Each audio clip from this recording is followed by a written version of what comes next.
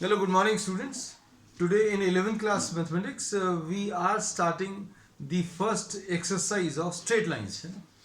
First exercise, exercise 10.1. Question number 1. Question number 1 देख लीजिए. इसमें draw a quadrilateral in the Cartesian plane whose vertices are given. Vertices बच्चों दिए हो -4,5. ये आपको ड्रॉ करना है ना. -4,5, 0,7, 0,7 and then 5, -5 and -4, -2, -4, -2 and also you have to find out the area. Area भी निकालना है. तो सबसे पहला काम तो बच्चों प्लॉट करने का कर ले रहे हैं. Suppose we are naming these as A, B, and this is named as C and this is named as D. अब -4,5 अप्रोक्सीमेटली अगर अभी हम लोग ड्रॉ करें 1, 2,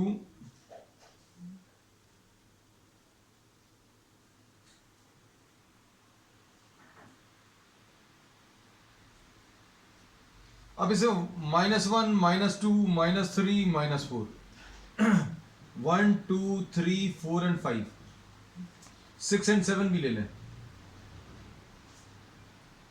अब इसे पहला पॉइंट है -4,5. -4,5 will be this point. This is the point A and this is -4,5. Then the second point is 0,7. 0,7 ये बी पॉइंट 0,7, 0,7. फिर उसके बाद नेक्स्ट है बच्चों 5, -5, 1, 2, 3, 4, 5, 1, 2, 3, 4 एंड 5, 1, 2, 3, 4 एंड 5. ये -1, -2, -3, -4, -5. Next point is 5, -5. So this will be the point C. 5, -5. And next point is -4, -2. -4, -2 will be this point. अब इसके बाद इन्होंने बोला है draw this quadrilateral. So we have drawn this on a rough diagram. ABCD we have drawn. अब उसके बाद इन्होंने क्या बोला है next they are asking for area, find its area. तो एरिया निकालने के लिए बच्चों अभी हम लोग क्या करने वाले हैं, इसको दो ट्राइंगल्स में ब्रेक कर रहे हैं. These are the two triangles. ये दो ट्राइंगल के टर्म्स में इसको ब्रेक कर दे रहे हैं. अब ट्राइंगल का area, triangle ABD plus triangle BCD, this will be what the area of the quadrilateral. बहुत सिंपल सा है, बहुत मुश्किल नहीं है. अगर आपको किसी क्वाड्रिलेटरल का या पेंटागन का या किसी भी एक पॉलीगॉन का एरिया निकालना है, then this can be split into what triangles. Triangles में स्प्लिट कर सकते हैं. अब ट्राइंगल्स में क्यों स्प्लिट करना है, क्योंकि ट्राइंगल का जो एरिया है उसका फॉर्मूला अभी हम लोग कर चुके हैं. So we'll be using area of the triangle. अब देखो कैसा यूज करने वाले हैं. हमने इसको कैलकुलेट करने का एक फॉर्मूला भी दिया था और एक सिंपल ट्रिक भी बताई थी, है ना. तो दोनों चीजों से अभी हम लोग डिस्कस करेंगे. सपोज ट्राइंगल एबीडी का एरिया निकालना है पहले. अब एबीडी का एरिया का निकालना, तो ए कितना है बच्चों इसमें, ए इज -4,5, बी कितना है 0,7 और डी कितना है, डी इसमें -4, -2.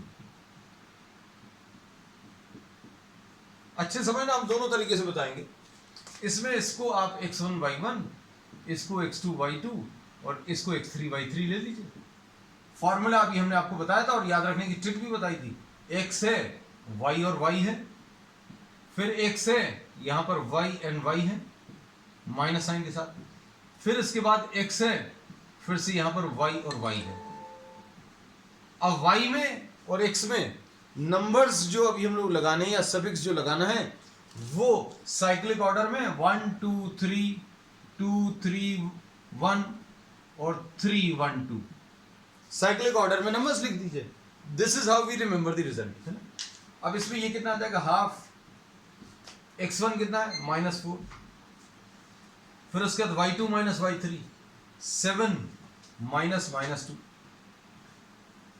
Plus x2 0 into y3 minus y1 y3 -2 minus y1 5 फिर x3 -4 इंटू फिर उसके बाद है y1 माइनस y2 5 -7। अब इसके बाद इसको ऐसा लिख सकते हैं, हाफ -4 इंटू 7 + 2 9 आ जाएगा और ये 0 आ जाएगा और ये कितना आ जाएगा, 5 - 7 will be what, 5 - 7 will be -2 -2 into -4 -2 into -4 will be +8। तो ये हाफ इंटू -36 + 8 यानी कि इसको अभी हम लोग लिख सकते हैं half of -28 -14 and you have to take what, the absolute value. ये याद रखना आपको क्या लेना है, एब्सोल्यूट वैल्यू, क्योंकि एरिया जो है आपको पॉजिटिव स्पेसिफाई करना है। So the answer to this will be 14। Triangle ABD का जो एरिया आएगा बच्चों कितना, 14 आ जाएगा। अब इसके बाद देखना ध्यान से, अब हम लोग इस एरिया को फिर से कैलकुलेट करके बता रहे हैं, बहुत एक सिंपल तरीके से, बहुत सिंपल ट्रिक। अब हम लोगों ने बोला जिस ट्राइंगल का आपको एरिया चाहिए उसके कोऑर्डिनेट्स आप अरेंज कर लो। कैसे अरेंज कर लो, हाफ थोड़ा सा अच्छे से लिख दें, -4 5 ये पहला पॉइंट, फिर 0 7 ये दूसरा पॉइंट, फिर तीसरा पॉइंट -4 -2 ये लिख लिया। तीनों कोऑर्डिनेट्स लिख लीजिए, just write down all the 3 coordinates. फिर उसके बाद फोर्थ वाला फिर से लिख लो, फोर्थ वाला कितना आ जाएगा, आई एम सॉरी, ये फोर्थ वाले में अभी पहला लिख लो, दूसरा लिख लो, तीसरा लिख लो और फोर्थ नंबर पे फर्स्ट वाले को रिपीट कर लो, ट्राइंगल का एरिया मिल जाएगा। अब ये कितना आएगा, हाफ, ये कैलकुलेशन ऐसे करने हैं, -28 एंड -5 इंटू 0 और इधर कितना आएगा बच्चों, +0 और कितना आएगा, माइनस ऑफ -28 -4 इंटू 7। फिर ये वाले नंबर्स पहले मल्टीप्लाई करके माइनस ये वाले पहले मल्टीप्लाई करना है और इसमें से ये बाद में करना है और इसको माइनस करना है। ये कितना आ जाएगा, -20 and minus of +8 -4 into -2 will be +8। अब इसको सिंप्लीफाई कर लो तो ये तो बच्चों 0 हो गया, ये भी 0 हो गया। अब ये कितना आ जाएगा, -28 + 28 ये भी कैंसिल हो गया, ये -28 आ जाएगा, -28 डिवाइडेड बाय 2 यानी -14। Without even writing down the formula you can calculate this area. तो ये एरिया अभी हम लोगों को डायरेक्टली मिल सकता है। अब इसके बाद नेक्स्ट, अब इसमें अभी हम लोग किसका एरिया चाहिए बच्चों, BCD का एरिया चाहिए। तो ये अभी हम बच्चों रब कर रहे हैं इसको BCD, क्योंकि इसका काम तो खत्म हो गया।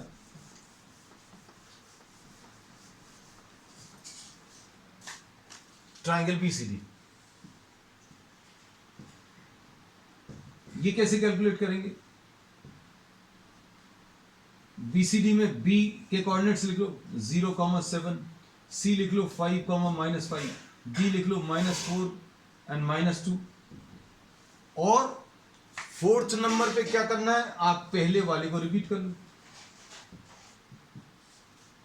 अब इसके बाद कितना आ जाएगा, हाफ,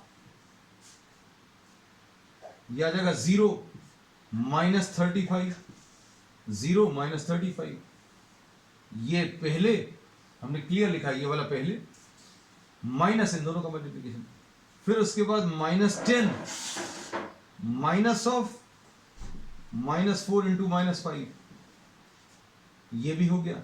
अब उसके बाद -28 -2 इंटू 0, तो कितना आ जाएगा, हाफ। ये आ जाएगा -35 -10, ठीक है, और ये -20 और ये -28 और -2 इंटू 0, 0 आ जाएगा। तो ये कितना मिलेगा, -48 -58 -58 और 30, -88 और 5 93, तो ये -93/2 आ जाएगा। लेकिन एरिया आपको कैसे स्पेसिफाई करना बच्चों, एब्सोल्यूट वैल्यू, मतलब अभी हम लोग इसको पॉजिटिव ही स्पेसिफाई करेंगे। अगर ये नहीं लगा पाए, if you are not able to write down this, तो लास्ट स्टेप में लिख लेना, लास्ट स्टेप में ऐसा लिख देना, area can never be negative, therefore triangle BCD का एरिया 93/2। अब टोटल एरिया निकालना है, तो एरिया कितना है, 14 प्लस 93/2, सॉरी तो यह जाएगा 28 प्लस 93 डिवाइडेड बाई 2, तो ये कितना आ जाएगा, 101 121/2। So the answer to this will be 121/2। तो एरिया ऑफ क्वाड्रिलैटरल बच्चों आपको मिल गया 121/2। अब हमने आपको एरिया कैलकुलेट करने का की ट्रिक भी बता दी। अब देखना what to do if we are trying to calculate this area directly। suppose MCQs के लिए अगर आपको ये एरिया निकालना है तो कैसे निकालोगे, -45 07 5 -5 -4 -2, बिल्कुल ऐसे ही अरेंज कर लो। ए पॉइंट लिख लिया, this is A point, this is B point, this is C and this is D. अब एरिया कैलकुलेट करने के लिए ए वाले पॉइंट को फिर से लिख लो, -4 एंड 5। फर्स्ट वाले को रिपीट कर लो। What we are trying to do, we are skipping the step of dividing the quadrilateral into 2 parts. हमने वो स्टेप को स्किप करके डायरेक्टली लिखने की कोशिश कर रहे हैं। Whether you are getting the same answer directly और नॉट, हम लोग चेक कर रहे हैं। अगर आएगा तो इसको एक्सेप्ट कर लेंगे, नहीं तो इसको छोड़ देंगे। अब देखो हाफ, हमने क्या किया, ए पॉइंट लिख लिया, बी पॉइंट लिख लिया, सी लिख लिया, डी लिख लिया और ए को फिर से रिपीट कर लिया। कितना आ जाएगा, -28 -0, ये हो गया। फिर -0 -35, ठीक है, कौन सा हो गया, -0 -35। फिर -10 माइनस ऑफ -4 इंटू -5, ठीक है, ये भी हो गया -10 और -4 इंटू -5। फिर -20 minus of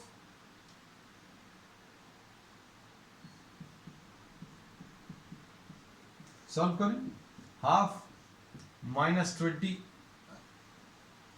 -28 -35 -10 and this will be -20 -20 and -8। तो ये कितना आ जाएगा बच्चों, ये -48, ये -45 और ये -28। कितना आ जाएगा, ये तो 93 हो गया, 93 और 28, ठीक है, आ गया बच्चों।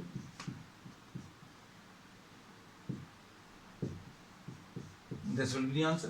तो area of quadrilateral, pentagon, hexagon, कुछ भी हो, क्या करना है, आपको सारे कोऑर्डिनेट्स लिखने हैं, फर्स्ट वाले कोऑर्डिनेट को फिर से रिपीट कर लेना है। सो this is the short trick. अब इसके बाद question number 2।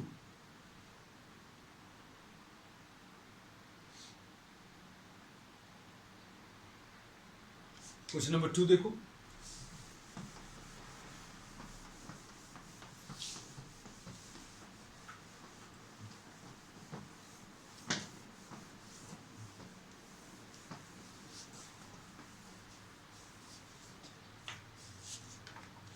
This is exercise 10.1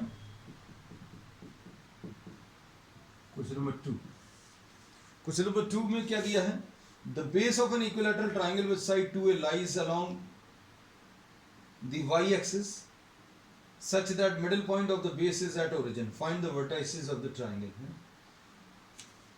question समझ में आया? The base of an equilateral.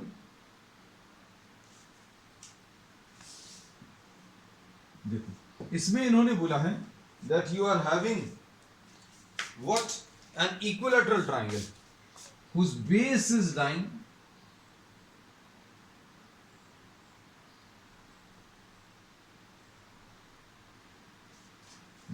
lying on the y axis. और ये वाली लेंथ बच्चों, ये वाली लेंथ इन्होंने 2a दिया है.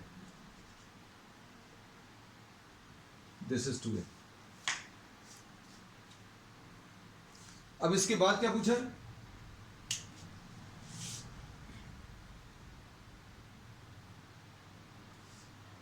Middle point of the base lies at the origin. बच्चों ये ए है, ये ए है. अब ये तो एक सिंपल सी प्रॉपर्टी है कि अगर आपने कोई इक्विलैटरल ट्रायंगल ले लिया और इसके मिडिल पॉइंट से बाइसेक्टर ड्रॉ करोगे तो ये वाला वर्टेक्स इसके ऊपर लाई करेगा. मतलब इसका परपेंडिकुलर बाइसेक्टर,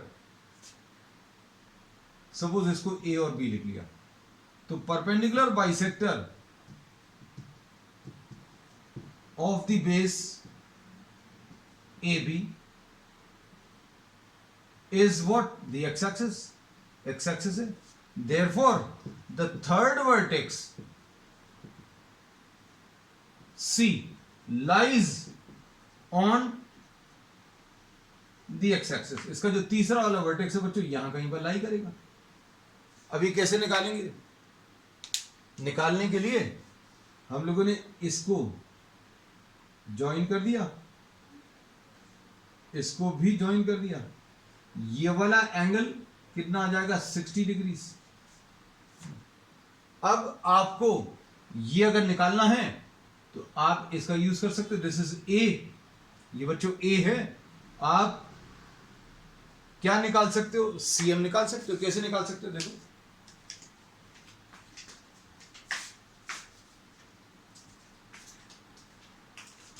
tan 60 ले लो. tan of 60 degrees will be equal to perpendicular CM divided by base AM. इसमें मेन चीज ये समझने की है कि अगर आपको कोई इक्विलैटरल ट्रायंगल इधर पर दिया है और इस साइड का ये जो बेस है इसका मिडिल पॉइंट ओरिजिन पर लाई कर रहा है, ऐसा दिया है, तो क्या होगा? ये थर्ड वाला वर्टेक्स जो है ये इस पर लाई करेगा. और ये थर्ड वाला वर्टेक्स जो है इसके कोऑर्डिनेट्स निकालने के लिए अभी हम लोग इस tan 60 का यूज कर रहे हैं. देखना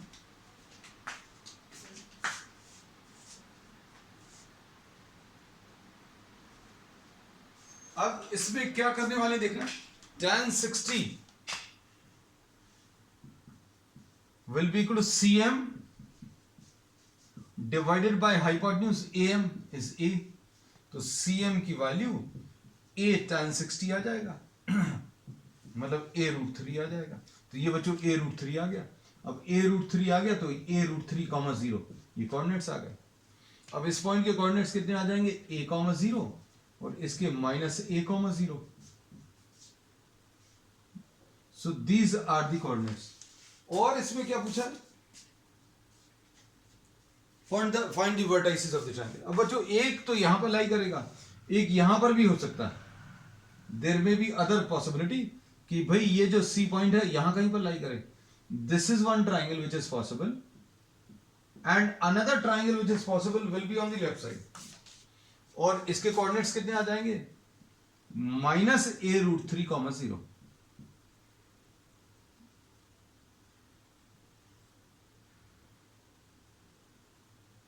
ये वाला. ठीक.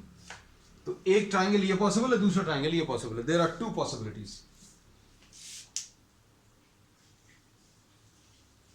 अब इसके बाद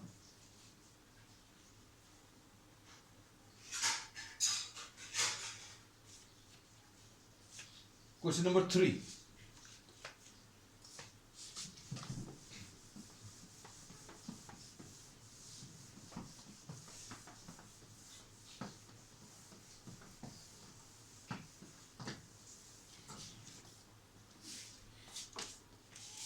find the distance between points. Question number 3, x1 y1, q is x2 y2 and you have to find out the distance. हमने आगे का क्वेश्चन इंटेंशनली आपको नहीं पढ़ रहे हैं, डिस्टेंस फार्मूला ये है ना, तो ये तो कोई बहुत मुश्किल चीज नहीं है।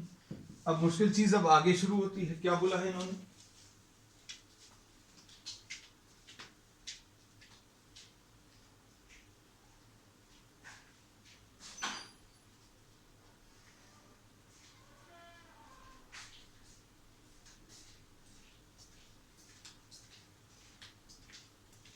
अब इसमें क्या करने वाले हैं,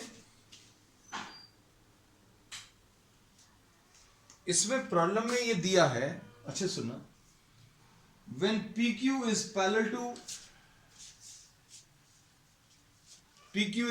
to what y axis।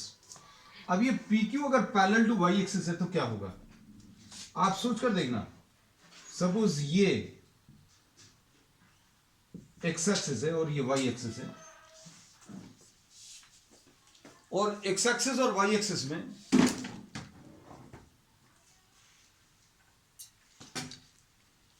x axis और y एक्सिस में सपोज पहला पार्ट क्या दिया है, PQ is parallel to y axis, है ना, यहां पर ये P है और ये Q है, and PQ is parallel to y axis. Just 1 minute.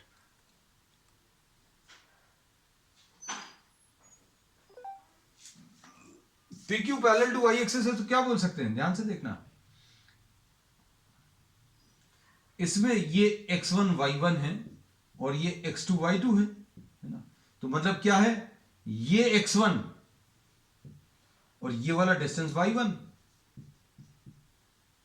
ये x2 और ये वाला डिस्टेंस y2, और अगर ये line parallel to y axis अगर है तो x1 will be equal to x2। For a line parallel to y axis,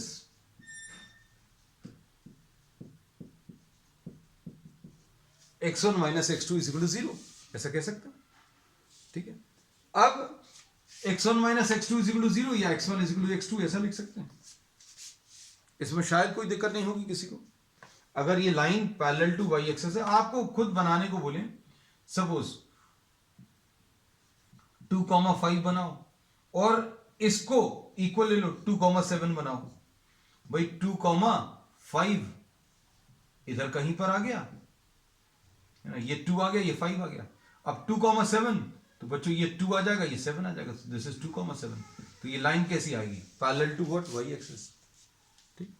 तो अब हम लोग क्या बोल सकते हैं, इसमें x1 और x2 इक्वल होंगे, x1 और x2 अगर इक्वल होंगे तो ये कैंसिल हो जाएगा, और PQ D will be equal to under root of 0 plus y2 minus y1 का होल स्क्वायर, तो ये कितना आ जाएगा, y2 माइनस y1, ऐसा कुछ आ जाएगा। बिल्कुल ऐसे ही अभी हम लोग सेकेंड पार्ट भी कर सकते हैं, PQ is parallel to x axis.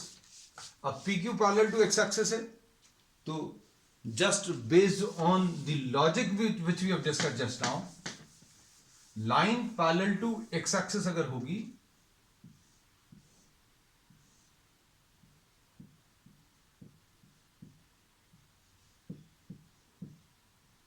तो क्या होगा बच्चों, ये x1 और ये y1 और ये वाला डिस्टेंस x2 और ये वाला डिस्टेंस कैसा आएगा, y2। अब ये y1 अगर ये line parallel to x axis अगर है तो क्या बोल सकते हैं, for line parallel to x axis ये वाले डिस्टेंसेस इक्वल होंगे, y1 will be equal to y2, और डिस्टेंस कितना आ जाएगा वो डायरेक्टली भी बता सकते हैं, x2 माइनस x1, इसमें रख लू, PQ will be equal to D will be equal to y1 और y2 इक्वल, तो ये x2 माइनस x1 का होल स्क्वायर प्लस 0, यानी x2 माइनस x1 आ जाएगा. This will be the distance. So this is what question number 3. अब इसके बाद question number 4 देख लो.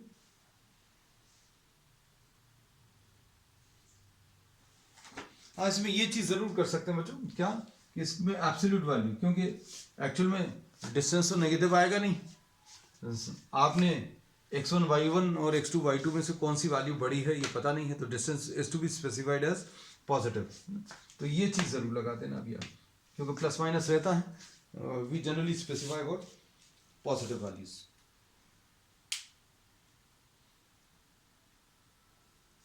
Question number 4.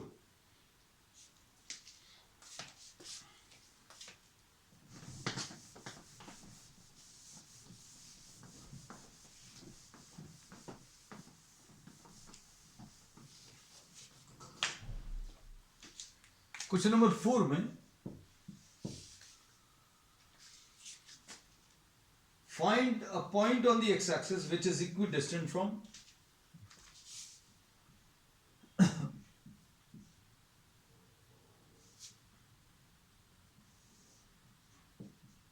x-axis. Point P on the x-axis. So point on the x-axis can be assumed as, this can be assumed as k comma 0. इसको अभी हम लोग कैसा assume कर सकते हैं?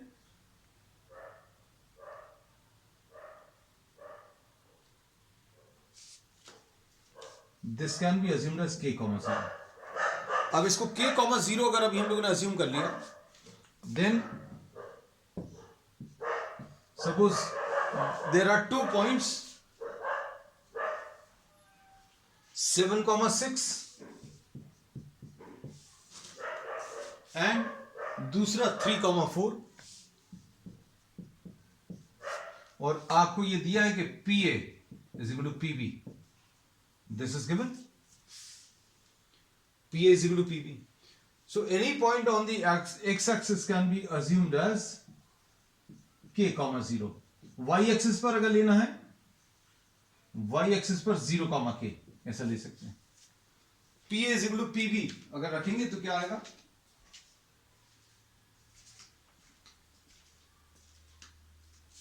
PA, this will be 7 minus k का whole square प्लस 6 minus 0 का whole square. PB k minus 3 का whole square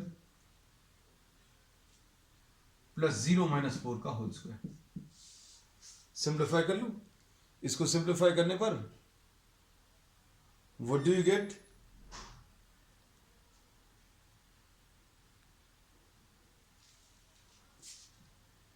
(49 plus k square minus 14k plus 36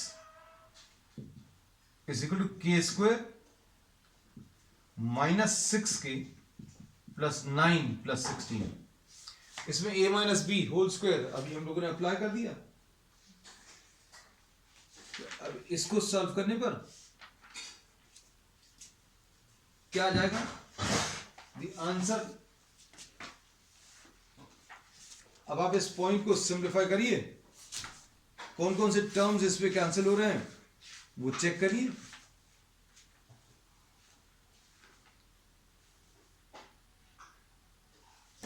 देखना, इसमें k स्क्वायर और k स्क्वायर कैंसिल हो गया, और इसके बाद 49 प्लस 36, तो ये कितना आ जाएगा? 49 प्लस 36 विल बी 85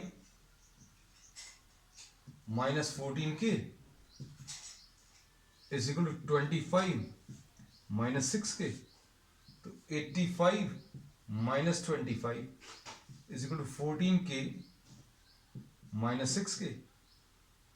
तो ये कितना आ जाएगा? 60 will be equal to 14 minus 6 will be 8k, और इसको सिंप्लीफाई करने पर k की value 60 divided by 8, 4 2s are 4 15s are, so answer will be what? 15 by 2. This will be the answer. अब इसके बाद क्वेश्चन नंबर 5, आज का लास्ट क्वेश्चन। ये स्लोप पर बेस्ड है बच्चों। Slope of line joining 2 points अगर आपको बताना है तो कैसे बताते हैं? क्वेश्चन नंबर 5 में y2 minus y1 upon x2 minus x1, slope निकालने का ये तरीका है।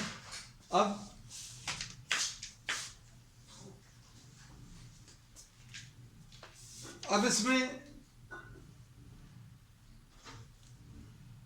किस किस को ज्वाइन करना है? एक पॉइंट तो बच्चों ओरिजिन दिया है, एक पॉइंट ओरिजिन दिया है, और दूसरा क्या दिया है? इन्होंने बोला है कि इसका मिडिल पॉइंट, किसका middle point? P and B का 0, -4, और B कितना है बच्चों इसमें? 8, 0, 8, 0। तो इसका मिडिल पॉइंट जो है, इसका मिडिल पॉइंट M से रिप्रेजेंट करना है। सपोज ओरिजिन यहां कहीं ड्रॉ कर लेना बच्चों। M कैसे मिलेगा? 0 + 8 डिवाइडेड बाय 2, x वाली वैल्यूज को ऐड करके divided by 2, and -4 + 0 divided by 2, तो ये आ जाएगा 4, -2। अब इसके बाद स्लोप कैसे मिलेगा? स्लोप निकालने के लिए y2 माइनस y1, सपोज आपने इसको x1 y1 और इसको x2 y2 लिख दिया, तो स्लोप कितना आ जाएगा? y2 minus y1 upon x2 minus x1, तो यह आ जाएगा -2 डिवाइडेड बाय 4, यानी -1/2। So this is the answer. तो बच्चों आज के लिए इतना ही। We will continue with the remaining part of the exercise on the next one. That's all.